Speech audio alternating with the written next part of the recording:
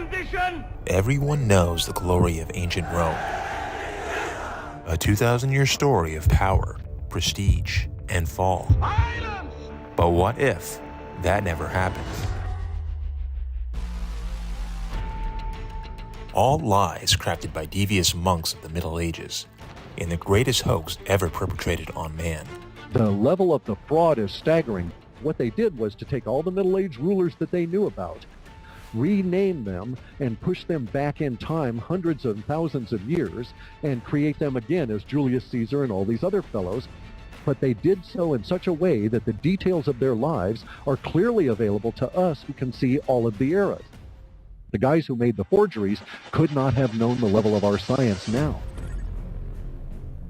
A professor and mathematician from Moscow State University and a team of researchers conducted the first ever statistical analysis of ancient and medieval chronicles, applying objective numerical values to the events and people of the past. No one could be prepared for what he uncovered: that nearly every ancient and medieval dynasty were copies of the same medieval history.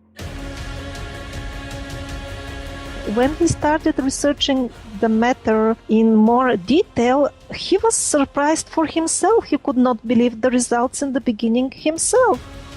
This suggests that the entire timeline should be different. That means that the historic events that are also placed in time must be wrong as well. According to Fomenko, our conception of ancient Rome was merely the phantom duplicate of what we know as the medieval Latin Byzantine Empire. Its history artificially moved to Italy and pushed back over 1,000 years. Everybody who's ever made a movie about the gladiators in those funny little skirts needs to rethink that and put them into medieval garb. Because Rome was actually created in the 1400s. The Catholic Church established itself in Rome after Rome created itself in the 1400s. Fomenko's theory pissed off historians and academics, but he wasn't the first to question the existence of ancient Rome. In 1685, French Jesuit scholar Jean Hardouin wrote that he believed that most Roman and Greek texts were forged by Benedictine monks. He claimed, this is Hardouin, that all the ancient classics of Greece and Rome, having been manufactured of the 13th century under the direction of Frederick II. The guy was making all this stuff up. As impossible as this sounds, nearly every artifact from ancient Rome can be traced to the Middle Ages. But perhaps there's no piece of evidence more damaging to the myth of the Roman Empire than Pompeii.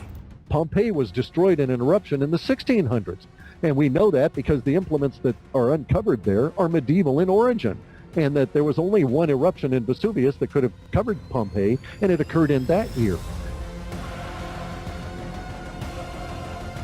No archaeologist has got the balls to reply to any of this information. Absolute silence. Is that